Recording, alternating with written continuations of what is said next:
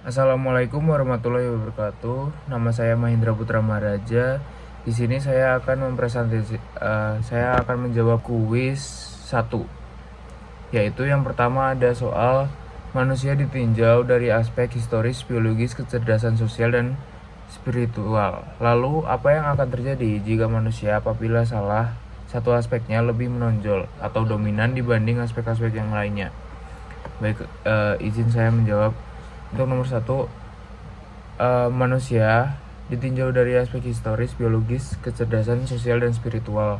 Manusia merupakan makhluk multidimensional yang memiliki berbagai aspek saling melengkapi, seperti aspek historis, aspek biologis, kecerdasan intelektual, sosial, dan spiritual. Dari berbagai aspek tersebut, masing-masing mempunyai arti atau makna tersendiri, seperti atau fungsinya. Aspek historis seperti menunjukkan perjalanan peradaban manusia, terus biologis mencerminkan manusia sebagai makhluk hidup dan berkebutuhan jasmani seperti makan, minum, dan reproduksi. Setelah itu ada aspek kecerdasan. Setelah itu ada aspek sosial juga, menandai manusia sebagai makhluk yang tidak dapat hidup sendiri. Setelah itu ada aspek spiritual, menunjukkan dimensi batin manusia yang menghubungkan dengan Tuhan dan nilai-nilai moral. Baik, setelah itu, apabila salah satu terjadi di suatu aspek yang terlalu dominan, seperti jika biologis terlalu dominan, maka manusia akan menjadi materialistis dan hedonis. Jadi manusia akan lebih cenderung ke hal-hal yang hedonis dan sombong gitu-gitu ya teman-teman. Jika intelektual, maka manusia akan kekurangan moral sosialnya gitu. Jadi seperti arogan dan menyalahgunakan pengetahuan. Setelah itu, jika dominan di aspek sosial, maka manusia bisa kehilangan arah dan nilai, tidak tahu mana yang benar dan mana yang salah gitu di lingkungannya. Setelah itu ada aspek spiritual. Jika dominan, tanpa rasionalitas, manusia dapat terjebak dalam fanatis. Hal ini baik dan hal ini buruk. Nah, jika spiritualnya itu terlalu dominan tanpa rasionalis, maka di suatu tren itu dia akan mengikuti tren tersebut dan akan tidak menyaring hal yang buruk-buruknya gitu. Setelah itu ada nomor 2, yaitu trilogi relasi antara Tuhan, alam semesta, dan manusia. Baik, trilogi ini menggambarkan hubungan timbal balik Tuhan sebagai pencipta dan pemelihara segalanya. Yang kedua, alam semesta sebagai ciptaan Tuhan yang tunduk pada hukumnya. Yang ketiga, ada manusia sebagai khalifah di bumi yang diberi amanah untuk mengelola alam dengan bijak. Contoh praktis realisasinya yaitu ketika manusia bersyukur atas nikmat alam yang tidak merusak lingkungan, ia telah menjaga amanah Tuhan. Jadi sebagai manusia patut bersyukur kepada alam dan Tuhan karena menciptakan manusia dan menciptakan alam yang sangat sempurna ini. Terus sholat dan sedekah itu menjadi alat untuk menjadi hubungan vertikal dengan Tuhan gitu. Jadi kayak jembatannya gitu. Sedangkan alam itu adalah tempat untuk kita menikmati ciptaan Tuhan gitu. Nomor 3 yaitu Al-A'raf ayat 172 dan surah Ar-Rum ayat 30 serta relasinya dengan fitrah. Yang pertama ada surat Al-A'raf ayat 172 menjelaskan perjanjian antara Allah dan anak cucu Adam bahwa manusia telah mengakui keesaan Allah sebelum dilahirkan ke dunia. Terus yang kedua ada surat Ar-Rum ayat 30 menegaskan bahwa manusia diciptakan dengan fitrah untuk beriman kepada Allah. Dan fitrah itu tidak berubah kecuali pengaruh lingkungan dan hawa nafsu. Hubungan di kedua surat tersebut adalah menggambarkan bahwa iman kepada Allah adalah sifat bawaan atau bisa di dalam kurung adalah fitrah setiap manusia. Jika manusia menjauh dari Tuhan, itu bukan karena fitrahnya hilang, melainkan tertutup oleh dosa, kesombongan, atau pengaruh lingkungan. Jadi, setiap manusia itu mempunyai fitrah masing-masing, seperti menggambarkan bahwa iman kepada Allah, setelah itu sholat, sedekah, itu adalah salah satu upaya kita untuk mendekatkan kepada Tuhan. Nah, suatu manusia ini fitrahnya hilang, maka itu akan tertutup semuanya dengan kesombongan, dosa, hal-hal negatif yang lainnya, begitu. Baik, setelah itu nomor 4 ada bentuk-bentuk hidayah Allah dan relasi dengan ungkapan saya belum mendapatkan hidayah. Hidayah atau petunjuk Allah memiliki beberapa bentuk, yaitu bisa hidayah al-fitrah, itu cenderung untuk mengenal kebenaran dan kebaikan. Setelah itu ada hidayah al-his, itu menunjuk sebagai panca indera agar manusia mengenal realitas dunia. Setelah itu ada hidayah al-akh, petunjuk berupa akal, membimbing manusia membedakan baik dan buruk. Setelah itu ada hidayah ad-din, petunjuk agama melalui wahyu dan rasul. Setelah itu ada hidayah at-taufik, kemampuan yang diberikan Allah kepada hambanya untuk menerima dan melaksanakan kebenaran.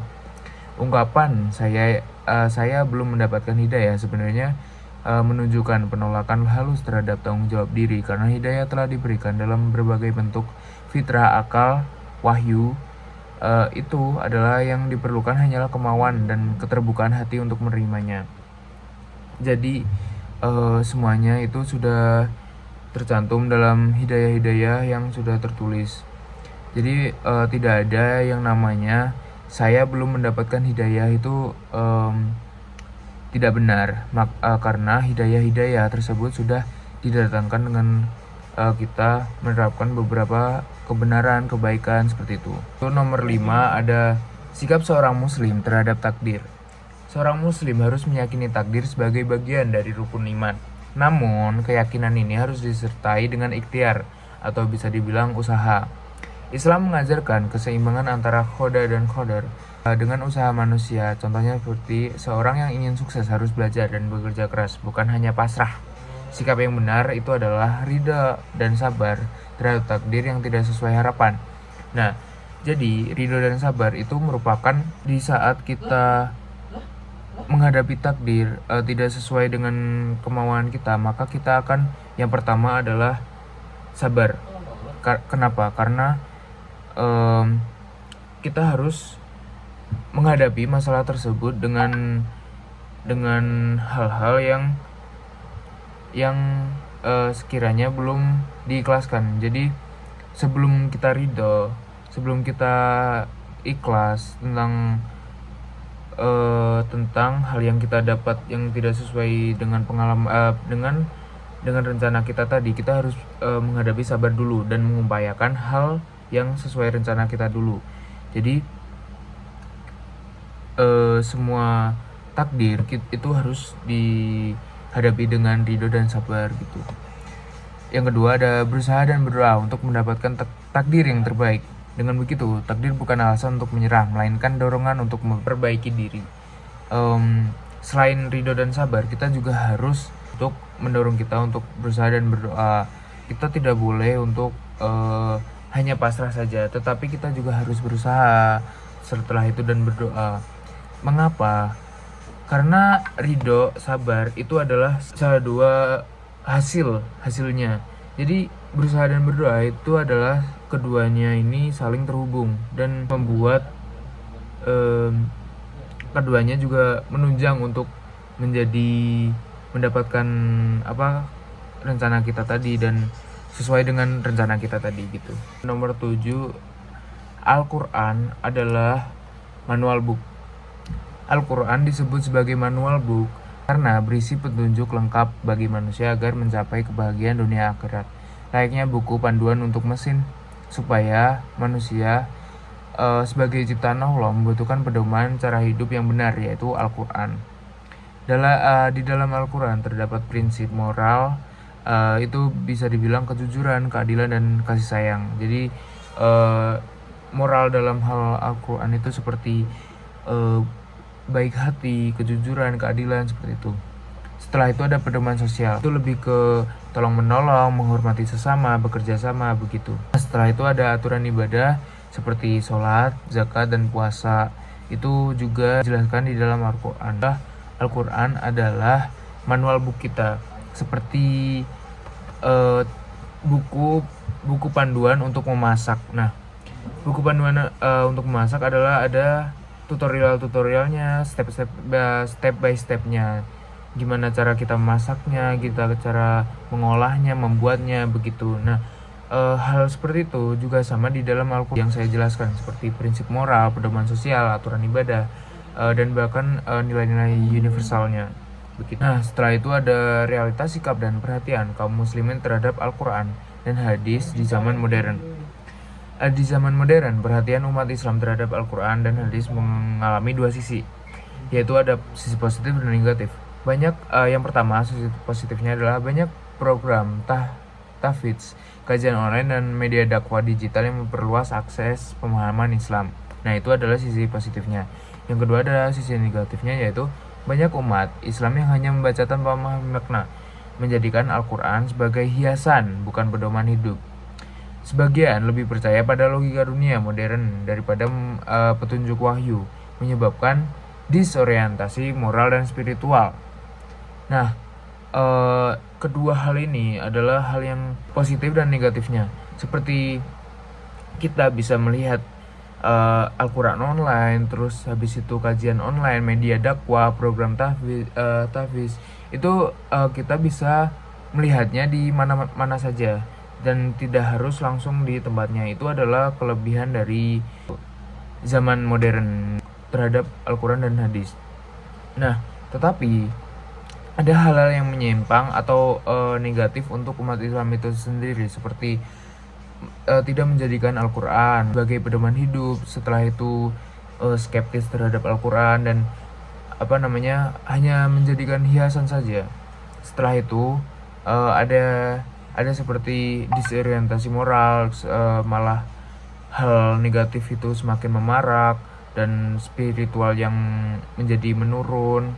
Nah, itu bisa diperbaiki dengan pendidikan agama yang kontekstual agar nilai Al-Quran bisa diterapkan dalam kehidupan modern. Jadi pendidikannya seperti guru-guru atau mungkin bisa sosialisasi seperti itu. Setelah itu ada teladan dari ulama dan tokoh muda muslim yang menunjukkan keseimbangan antara ilmu agama dan teknologi untuk menanggulangi masalah-masalah yang hal-hal negatif seperti tadi.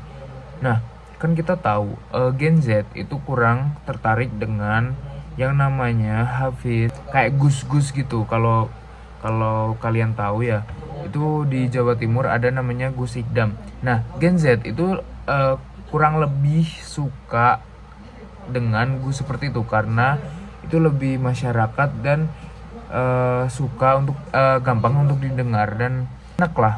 Nah, itu bisa tuh kayak dengan logatnya yang lebih gensetable. Setelah itu ada teknologinya. Nah, baik kesimpulan untuk 8 soal ini atau 8 kuis ini adalah manusia akan mencapai kesejahteraannya lahir dan batin bila menjaga keseimbangan seluruh aspeknya, memahami trilogi hubungan dengan Tuhan, alam, serta menjadikan Al-Quran dan hadis sebagai pedoman hidup. Semua itu bermuara pada kesadaran bahwa hidayah, takdir, dan fitrah adalah bentuk kasih sayang Allah kepada manusia agar hidupnya terarah dan maju kebenaran. Baik, terima kasih. Saya Mahendra Putra Maharaja dari kelas 04. Mohon maaf jika ada salah kata. Wassalamualaikum warahmatullahi wabarakatuh.